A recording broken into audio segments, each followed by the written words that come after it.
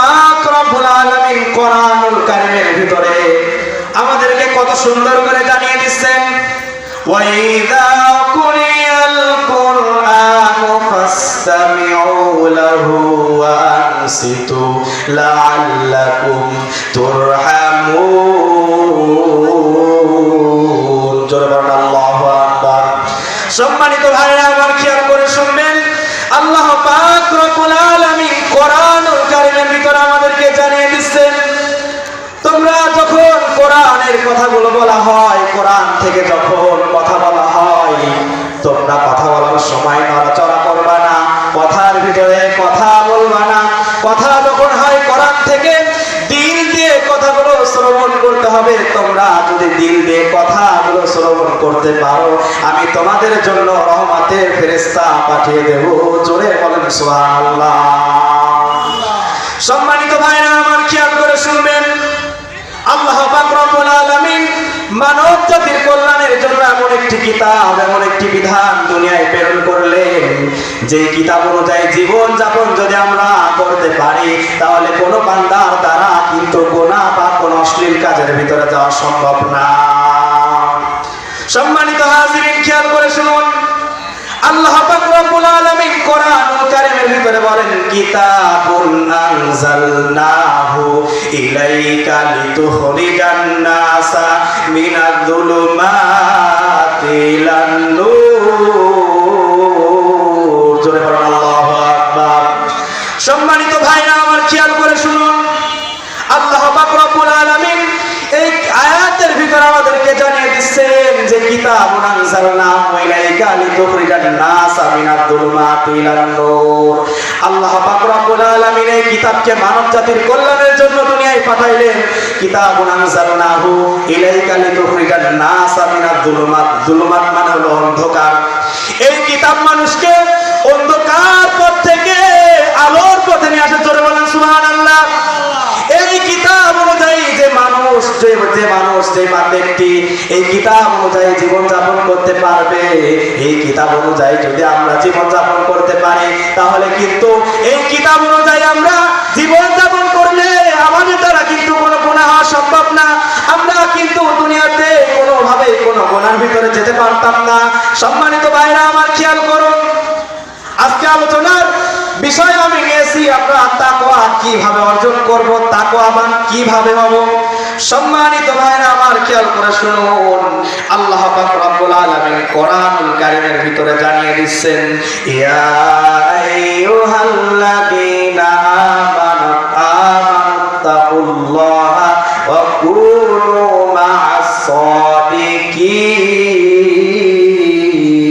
সাদিকিন। সম্মানিত ভাইরা আমার, খেয়াল করে শুনুন, ভয় করলে একমাত্র মহান রবকে ভয় করতে হবে, কোন মানুষকে ভয় করা যাবে না। যত বড়ই মানুষ হোক না কেন, শুধুমাত্র কেবলমাত্র একমাত্র মহান রবকে ভয় করতে হবে। কাকে ভয় করতে হবে ভাই? মহান রবকে ভয় করা লাগবে। সম্মানিত ভাইরা আমার, খেয়াল করুন, আল্লাহ পাক রব্বুল আলামিন বলেন, ইয়া আইয়ুহাল্লাযীনা আমানুত্তাকুল্লাহা হাক্কা তুকাতিহি ওয়া লা তামুতুন্না ইল্লা ওয়া আনতুম মুসলিমুন। আল্লাহ পাক রব্বুল আলামিন মানুষদেরকে ডাক দিয়ে বলেন, হে ইমানদারগণ, আল্লাহকে ভয় করতে হবে, ভয় করার মতো ভয় করতে হবে, আর তোমরা মুসলমান না হয়ে মৃত্যুবরণ করো না। সম্মানিত ভাইরা আমার, খেয়াল করুন, তাকওয়া অর্থাৎ কি? তাকওয়া মানেই তো মহান রবকে ভয় করা, খোদাবিধি মহান রবকে ভয় করা। সম্মানিত ভাইরা, এই মহান রবকে কিভাবে আপনার ভয় করার দরকার, আমি একটা ছোট্ট ঘটনার মাধ্যমে আমি আপনাদেরকে বোঝাইতে চাই। সম্মানিত ভাইরা আমার, খেয়াল করুন, হযরত আব্দুল্লাহ ইবনে ওমর রাদিয়াল্লাহু তাআলা আনহু তার সাথী সঙ্গীদেরকে নিয়ে তিনি একটা সফরের উদ্দেশ্যে বের হলেন। কিসের উদ্দেশ্যে বের হলেন? সফরের উদ্দেশ্যে বের হলেন। সে সফর করতে করতে ক্লান্ত হয়ে পড়লেন। সে একটা ছায়াযুক্ত জায়গায় যেয়ে বসলেন। বসার পরে তার সঙ্গে যে খাবার পানীয়গুলা ছিল, ওই খাবার পানীয়গুলা একটা দস্তরখানা বিছিয়ে ওই খাবার এবং পানীয়গুলা ওই দস্তরখানার উপরে রাখলেন। রাখার পরে সে হঠাৎ করে দেখতে পেলেন একজন রাখাল যুবক মেষ চড়াচ্ছেন, ছাগল চড়াচ্ছেন এবং অনেক ক্লান্ত অবস্থায়, পরিশ্রান্ত অবস্থায় সেই যুবক মেষ এবং ছাগল চড়াচ্ছেন। এইটা দেখার পরে হযরত আব্দুল্লাহ ইবনে ওমর রাদিয়াল্লাহু তাআলা আনহু ওই যুবককে ডাক দিয়ে বললেন, ও যুবক, তুমি এদিকে আসো। এই কথা বলার পরে ওই রাখাল যুবক হযরত আব্দুল্লাহ ইবনে ওমর রাদিয়াল্লাহু তাআলা আনহুর কাছে চলে আসলেন। আসার পরে হযরত আব্দুল্লাহ ইবনে ওমর রাদিয়াল্লাহু তাআলা আনহু ওই রাখালকে বলতেছে যে আমি অনেকক্ষণ ধরে দেখতেছি তুমি অনেক ক্লান্ত অবস্থায় আছো, তুমি অনেক ক্লান্ত, তোমার গা থেকে ঘাম বের হচ্ছে, তুমি অনেক ক্লান্ত অবস্থায় তোমার ছাগলগুলোকে, মেষগুলোকে চড়াচ্ছো। আমাদের সঙ্গে অনেক সুস্বাদু খাবার আছে, পানীয় আছে, তুমি এই পানীয়গুলা আমাদের সঙ্গে, আমাদের খাবারের সঙ্গে তুমি অংশগ্রহণ করো, আমাদের সঙ্গে কিছু সময় তুমি রেস্ট করো। রেস্ট করার পরে তারপরে যে তুমি তোমার কাজ করবা। এই কথা বলার পরে ওই রাখাল যুবক ডাক দিয়ে বললেন, ও পথিক, আমি তো আপনাকে চিনি না, আপনাকে তো আমি চিনি না। আপনার কাছে যে খাবারগুলো আছে আপনি খাওয়া দাওয়া করেন, খাওয়া দাওয়া করে আপনি আহার শেষ করে বিশ্রাম করেন। আমি রাখাল যুবক খেতে পারবো না, কেননা আমি আল্লাহর ভয়ে, মহান রবের তাকওয়া অবলম্বন করার জন্য আমি খেতে পারবো না। কাল কিয়ামতের ময়দানে কেউ কারোর চিনবে না। কি একটা অবস্থা হবে মুসলমান ভাইরা, আমার খুব খেয়াল করে শুনবেন। কাল কিয়ামতের ময়দানে বান্দাগুলো কেউ কারোর চিনবে না। ইয়াউমা ইয়াফিরুল মারউ মিন আখি, ভাই ভাইকে চিনবে না। ওয়া উম্মিহি, মা তার সন্তানদেরকে চিনবে না, সন্তানগুলো তার মাকে চিনবে না। ওয়া উম্মিহি ওয়া আবি, পিতা সন্তানকে চিনবে না। ওয়া সাহিবাতিহি ওয়া বানি, স্ত্রী স্বামীকে চিনবে না, স্বামী স্ত্রীকে চিনবে না। কি একটা অবস্থা হবে আমাদেরকে কিন্তু বোঝার বিষয়। এই ভয়তে কিন্তু সে পথিকের কাছ থেকে খাবার খাচ্ছে না, সে মহান রবের তাকওয়া অবলম্বন করতে চায়। সম্মানিত মুসলমান ভাইরা আমার খেয়াল করুন, কিয়ামতের ময়দানে সূর্যটা মাথার কাছে চলে আসবে। মাথার কাছে আসার পরে ঘেলুগুলা টকবক করে ফুটতে থাকবে। কারো বা নাক দিয়ে বের হবে, কারো বা কান দিয়ে ঝরে ঝরে পড়বে। কি একটা অবস্থা! এই অবস্থা থেকে বাঁচার জন্য রাখাল তার কাছ থেকে খাবার খাচ্ছে না।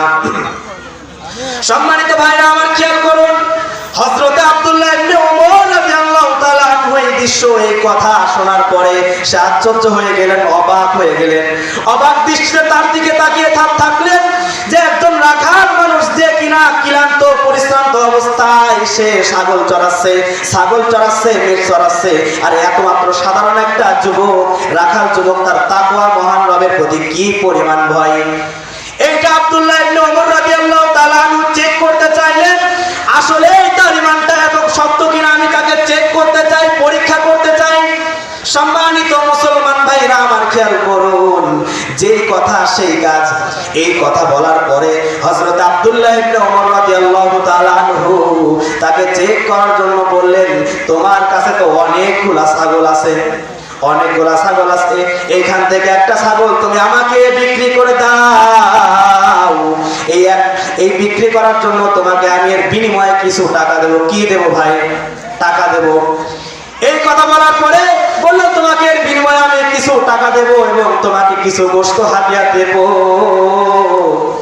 এই কথা শোনার পরে ওই রাখাল যুবক বলতেছে, না না, আমার দ্বারা এরকম মিথ্যা কথা এরকম করা সম্ভব না। কেননা এই ছাগলগুলা, এই মেষগুলা আমার না, আমার একজন মালিক আছে, তার মালিক, সেই মালিকের ছাগলগুলা আমি চড়াচ্ছি, মেষগুলা আমি চড়াচ্ছি, আমি বিক্রি করতে পারবো না। তখন হযরত আব্দুল্লাহ ইবনে ওমর রাদিয়াল্লাহু তাআলা আনহু রাখালকে ডাক দিয়ে বললেন যে তুমি তোমার মালিকের কাছে যে বলবা। মাঝে মাঝে দেখা যায় ছাগলের পাল থেকে, মেষের পাল থেকে বাঘ বা নেকড়ে এসে কিন্তু ছাগল বা ওই মেষকে নিয়ে যায়। জোরে বলেন ঠিক কিনা? এইরকম ভাবে তুমি তোমার মালিকের কাছে যে বলবা যে আজকে একটা ছাগল মালিক, একটা বাঘ এসে নিয়ে গিয়েছে, নেকড়ে এসে নিয়ে গিয়েছে, তাহলে তো তোমার মালিক আর টের পাবে না, ঠিক কিনা? এই কথা বলার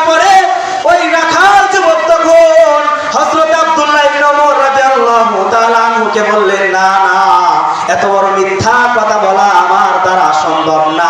কেননা হয়তো বা কেউ দেখবে না, মহান রব দেখবে। একটা জিনিস খেয়াল করে দেখেন ভাই, তার ভিতরে কি পরিমাণ ভয়, কি পরিমাণ তাকওয়া, একটা জিনিস খেয়াল করে দেখেন।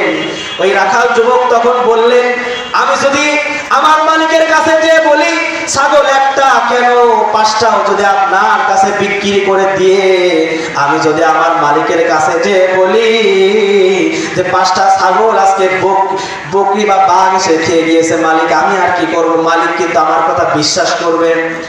কিন্তু ভাই খেয়াল করে শুনুন, রাখাল যুবক আব্দুল্লাহ ইবনে ওমর রাদিয়াল্লাহু তাআলা আনহুকে ডাক দিয়ে বললেন, হে পথিক, আমার মালিকের রব যে আমার রব, সে আপনার রব যে ওই ছাগলের রব তো একই মানুষ, বলেন তো কে?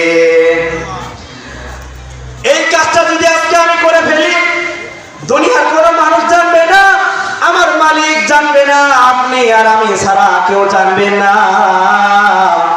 কিন্তু একজন মানুষ যে উপরে বসে আছে সে কিন্তু কখনো ঘুমায় না। জোরে বলেন ঠিক কিনা? তাহলে একটা জিনিস খেয়াল করেন মুসলমান ভাইরা, আপনাদেরকে বোঝানোর জন্য ঘটনাটা বললাম।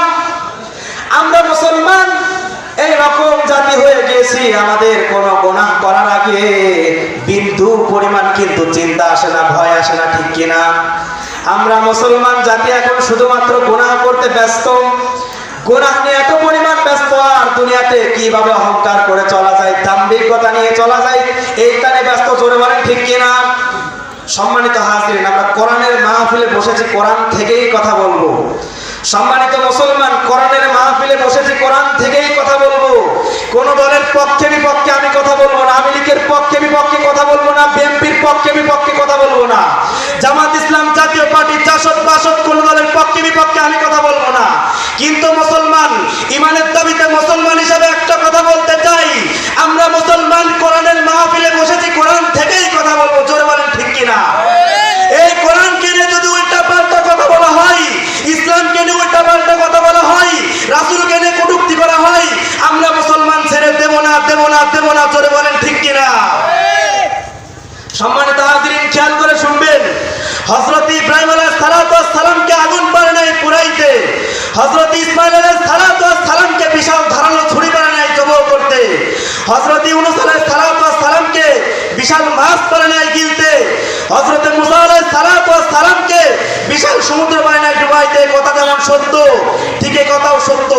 আজ না হয় কাল বাংলার জমিনে পূর্ব দিগন্তে কালেমার পতাকা পকপক করে জোরে বলেন ঠিক কিনা? আমরা মুসলমান এই কালেমার পতাকা উড়াই রাখার জন্য বুকে তাজা রক্ত দিয়ে দিব, জীবন দিয়ে দিব। স্ত্রী স্বামী হারাই হবে, সন্তান পিতা হারাই হবে, পিতা মাতা সন্তান হারাই হবে, তাও কালেমার পতাকাকে ছেড়ে দেব না। জোরে বলেন ঠিক কিনা? কারা কারা ছাড়বে না? দোয়া করে দেখা। নারে তাকবীর। সম্মানিত ভাইরা আমার, খেয়াল করে শুনবেন, কোরআনের মাহফিলে বসেছে, আমরা কোরআন থেকেই কথা বলবো, ঠিক কিনা? সম্মানিত ভাইরা আমার, খেয়াল করে শুনবেন, আমরা আলোচনার ভিতরে ছিলাম যে কিভাবে আমাদের তাকওয়া অর্জন করা যায়। আমরা কিন্তু একটা ঘটনার মাধ্যমে জানলাম